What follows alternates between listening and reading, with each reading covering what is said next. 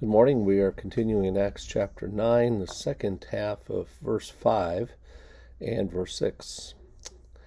It is hard for you to kick against the goads.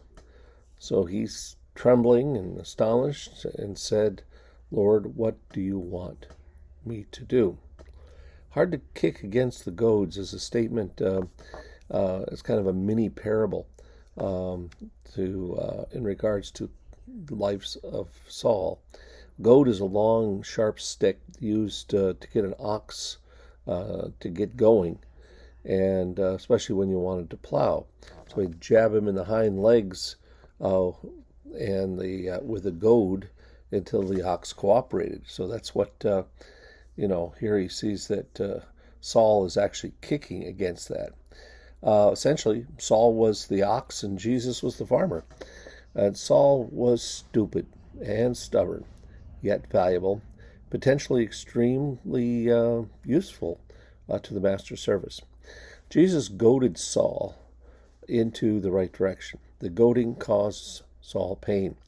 Yet, instead of submitting to Jesus, Saul kicked against the goad, only to increase his pain. Now, in Acts 9, 5 and 6 is an accurate picture, but it's not Luke's text originally. It seems to have been added, but it's based on Acts 22:10 and 26:14, who thought they were doing God a favor by putting it in here. So this was kind of added in, but it is a true statement. So he, trembling and astonished, the fact that Saul was trembling and astonished by all reminds us that it's not always pleasant to encounter heaven dramatically. Saul was terrified by this experience. He wasn't oozing a warm, gushy feeling. He was terrified. This encounter with Jesus, Saul learned the gospel, and he would preach it his whole life. He insisted in Galatians 1, 11 and 12 that the gospel was preached by me is not according to man. For I neither received it from man, nor was I taught it, but it came to me through revelation of Jesus Christ. Now, who are you, Saul? And Lord, what do you want of me to do? These are two responses that Saul has made. And Saul's question was personal. He asked the question, with me? Why do you want me? What do you want me to do?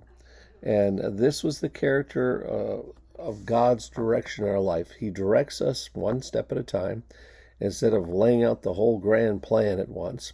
So he says, rise up, enter the city, and you'll be told what you are to do. Notice he didn't give him the whole plan right there and say, this is what you're going to do. No, you're going to wait. We're going to change you from the inside out first. The experience was incomprehensible to Saul's companions, but Saul opened his eyes and presumably shut them tight in terrified reaction to the heavenly light. He still could not see when his eyes were open. He saw no one. Then we can understand that God is saying to Saul, shut your eyes against my light and my Savior. Fine. Spend a few days being blind because you've been so spiritually blind.